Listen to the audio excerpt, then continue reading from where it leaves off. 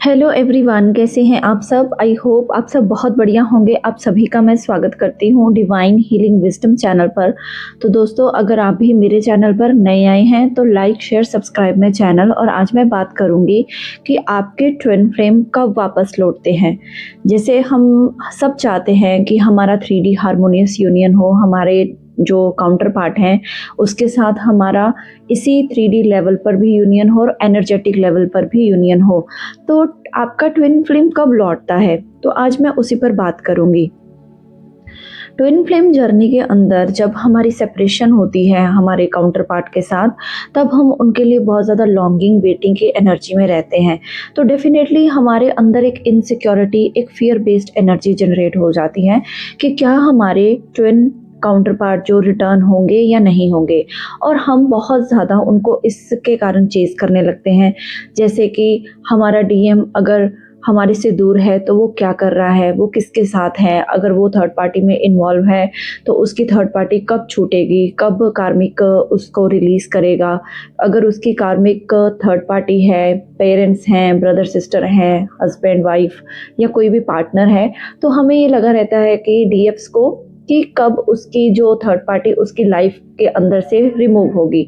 तो एक बात समझिएगा गाइस कि हमारे जो ट्विन फ्लेम हैं या काउंटर पार्ट हैं वो तभी रिटर्न आते हैं जब हम एनर्जी को लॉन्गिंग में ना रखकर हम अपनी एनर्जी को पूरी तरह से उनसे पुल बैक करते हैं।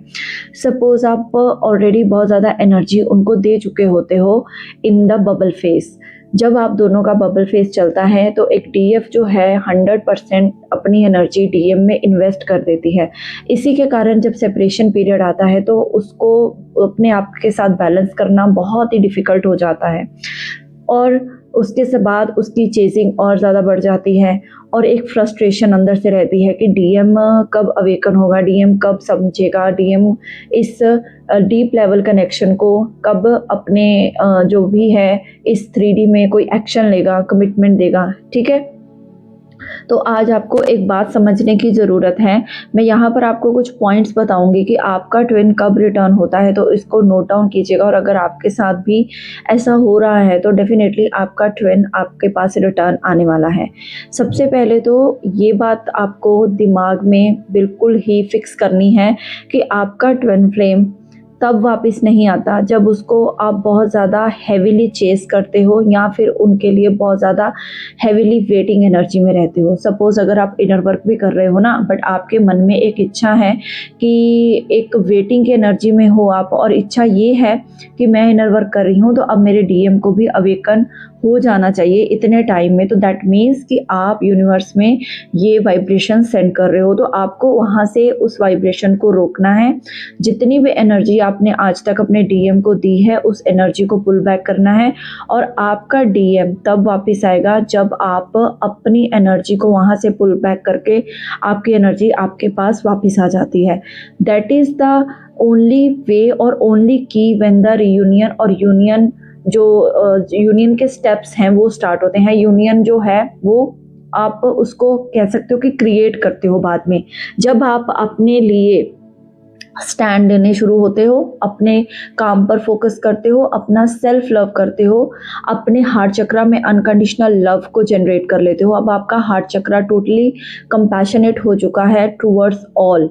आप अब एक 5D असेंडेड सोल बन चुके हो। आपके स्पिरिट गाइड्स आपको हर एक स्टेप पर गाइड कर रहे हैं और आप अब अपने डीएम से जब पूरी तरह से एनर्जी पुल बैक कर लेते हो ना दोस्तों, तभी आपका डीएम जो है इस यूनियन पाथ की तरफ आपके पास बढ़ता है। जितनी देर एक डीएफ अपनी एनर्जी को डीएम में इन्वेस्ट करती रहेगी, चेजिंग करती रहेगी, लॉन्गिंग करती रहेगी या वेटिंग करती रहेगी, तब कभी भी डीएम रिटर्न बैक नहीं होते। जिस दिन आपने अपनी सारी एनर्जी को गैदर करके अपने अंदर समेटा, आपने एक फर्म डिसीजन बनाया पक्का वाला कि अब मैं अपने डीएम को किसी भी तरह से जो है एनर्जी नहीं दूंगी। अगर मेरी एनर्जी ड्रेन हो रही है, मैं अगर बार बार उसका पीछा कर रही हूँ सोशल मीडिया पर या ज़्यादा स्टॉक कर रही हूँ या उसके मैसेजेस का वेट कर रही हूँ, तो आपको वहाँ पर स्टॉप पर करना है। ठीक है, सबसे पहले एक चीज़ को डीपली समझिएगा कि यूनियन आपके इनर से स्टार्ट होता है, मीन्स डीपली इनसाइड। जब आपके अंदर एक ऐसी रियलाइजेशन आएगी, आपके अंदर डीएफ एनर्जी डीएम के साथ बैलेंसिंग में आना शुरू हो जाएगी, अलाइनमेंट में आते हो जब आप, तभी आपका यूनियन 5D से 3D लेवल पर शिफ्ट होता है। इसीलिए बोला जाता है कि पहले आपका यूनियन 5D में होगा, फिर आपका जो है 3D पर मैनिफेस्ट होगा। उससे पहले आपको सबसे पहले डिवाइन के साथ अलाइनमेंट में आना तो है ही। फर्स्ट स्टेप तो डिवाइन अलाइनमेंट है, डिवाइन यूनियन है। उसके बाद जो आपका इनर यूनियन सबसे पहले 5D लेवल पर खुद के साथ होना चाहिए, और फिर आपका काउंटर पार्ट जो आप ही के अंदर है, आप ही की सोल का हिस्सा है, फिर आप उसके साथ रीयूनाइट होते हो। तो इसके बाद अगर आप अपने डीएम से फोर्सफुली कुछ आंसर्स चाहते हो, या फिर आप कुछ चाहते हो कि वो आपको कुछ कमिटमेंट दें या कुछ उसके बारे में बताएं, या अगर डीएम अभी साइलेंट फेस में है या साइलेंट है, तो आपको है कि वो कुछ बोलें और कुछ ना कुछ एक्सप्रेस करें अपनी फीलिंग्स, तो डेफिनेटली आप रॉन्ग डायरेक्शन में हो।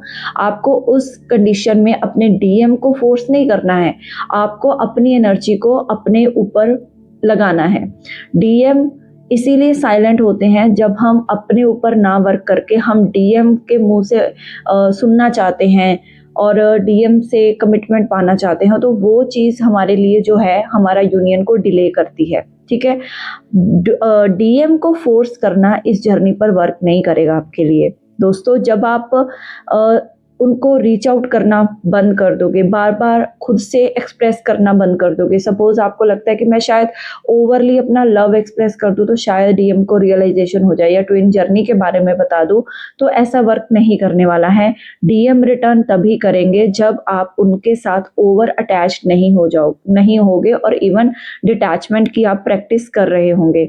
आप इतने ज़्यादा उस टाइम पर ग्राउंडेड हो जाओगे कि आपको उनके लव के वैलिडेशन की ज़रूरत ही नहीं पड़ेगी, तब डीएम रिटर्न होते हैं।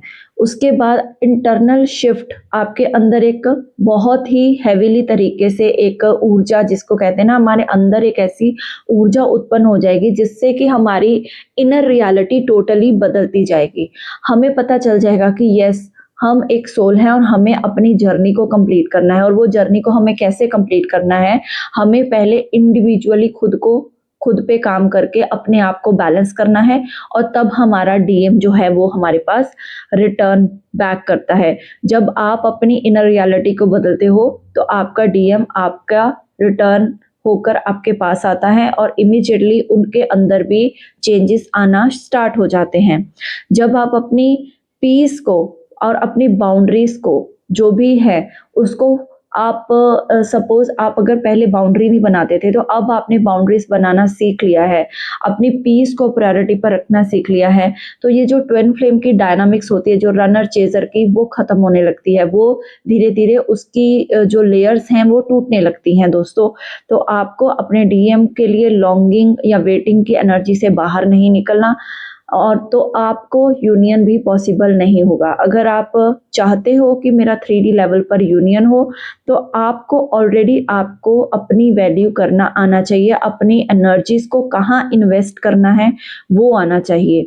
और डेफिनेटली अगर आप डिटैचमेंट प्रैक्टिस भी कर रहे हो ना, आप लॉन्गिंग में नहीं हो, वेटिंग में नहीं हो, तो ट्रस्ट में आपको इंटरनल लेवल पर आपके स्पिरिट गाइड्स, आपके एंजल्स, आपके असेंडेड मास्टर्स आपको और आपके ट्विन काउंटर पार्ट को, दोनों को प्रोटेक्ट करते हैं in the 5D realm.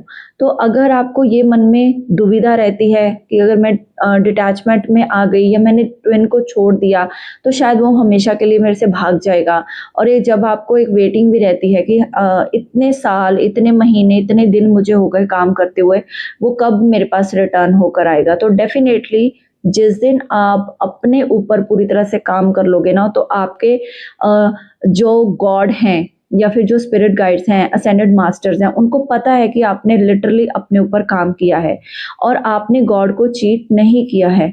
God को चीट करना जब हम कहते हैं कि हम लोग इनर वर्क कर रहे हैं बट अंदर से हम एक फ्रस्ट्रेशन की एनर्जी में या फिर एक लॉन्गिंग की एनर्जी में बने रहते हैं और हम बार बार उनको सोशल मीडिया से चेक कर रहे हैं, कहीं ना कहीं से पता करवा रहे हैं, फ्रेंड्स फैमिली कहीं से भी। तो ये चीज़ आपको रोकनी है और वो चीज़ आती है गॉड को चीट करने में। तो आपको गॉड को चीट नहीं करना है, आपको फुल्ली सरेंडर करना है और अपने डिवाइन, अपने असेंडेड मास्टर्स, अपने स्पिरिट गाइड्स पर फुल्ली ट्रस्ट करना है। जो एंजल प्रोटेक्शन आप दोनों को मिल रही है, आपको उस पर ट्रस्ट करना है और अपनी जर्नी पर ट्रस्ट करते हुए एकदम से आपको कॉन्फिडेंट और काम और पीसफुल स्टेट में रहना है। लेटिंग गो का बिल्कुल भी ये मतलब नहीं होता कि अगर हमने अपने डीएम को लेट गो कर दिया है तो हमारा जो प्यार है, हमारी केयर है, हमारा बॉन्ड है, हमारा कनेक्शन वो ख़त्म हो जाएगा। डेफिनेटली वो ख़त्म नहीं होगा। That only stops controlling. जो आप खुद से कंट्रोल करना चाहते हो ना, तो वो आप डिवाइन को सौंप देते हो अपने जर्नी का कंट्रोल, अपने डीएम का कंट्रोल और खुद का कंट्रोल। तो डेफिनेटली आपको इतना बर्डन उठाना ही नहीं है क्योंकि ये जर्नी है ही नहीं और ये जर्नी कहती नहीं है कि आप इतना बर्डन लो कि आपका डीएम की आप बैठकर वेट करते रहो। आपको वेटिंग एनर्जी से बाहर आना है, ठीक है? और अपने जो भी फियर हैं उसको रिलीज करते जाइए और अपनी जो भी आप प्रैक्टिसेस डेली कर रहे हो, breathing exercise, stretches, yoga, meditation, जो भी इनर वर्क अभी आप फॉलो कर रहे हो, चक्रा बैलेंसिंग, तो वो आपको करते जाना है, ठीक है?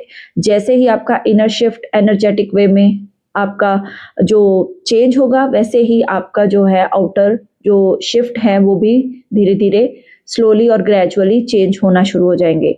आपकी पीस जब आपके डीएम तक पहुंचेगी ना, आपकी इंटरनल पीस की वाइब्रेशन उन तक पहुंचती हैं, तो आपके डीएम की बॉडी भी वो एनर्जी को जो फील करती है ना शिफ्ट को, तब आपके डीएम के अंदर एक स्पार्क होना शुरू होता है और वो एनर्जी आपकी पिक करते हैं कि अब आपको उनकी लॉन्गिंग या वेटिंग एनर्जी में नहीं हो, आप बैलेंस्ड हो चुके हो, तो वो फिर फास्ट स्पीड में आपकी तरफ रिटर्न होकर आते हैं, ठीक है? तो ये मैंने कुछ पॉइंट्स बताए हैं और इसका फाइनल रिजल्ट यही निकलता है कि जब आप अपनी तरफ रिटर्न कर जाते हो, अपने आप में बैलेंस करना सीख जाते हो, आप खुद के साथ इतनी पावरफुल एनर्जी में आ जाते हो, टोटली अपने डीएम के लिए मैग्नेटिक पुल आपके अंदर जनरेट हो जाता है। तो यहाँ से रियूनियन जो है वो अनफोल्ड होना शुरू हो जाता है। तो डेफिनेटली अपने ऊपर काम करिए, इनर वर्क कीजिए और कोई गाइडेंस चाहिए, पर्सनल रीडिंग या कंफर्मेशन या इनर वर्क आपको चाहिए तो आप पर्सनली कांटेक्ट कर सकते हैं। तो ये मेरा नंबर जो डिस्क्रिप्शन बॉक्स में है, आप मुझे पर्सनली कांटेक्ट कीजिए और जो भी आपकी प्रॉब्लम है उसका सोल्यूशन लीजिए। तो thank you so much, God bless you all. Om Sai Ram, Hare Krishna, Har Har Mahadev.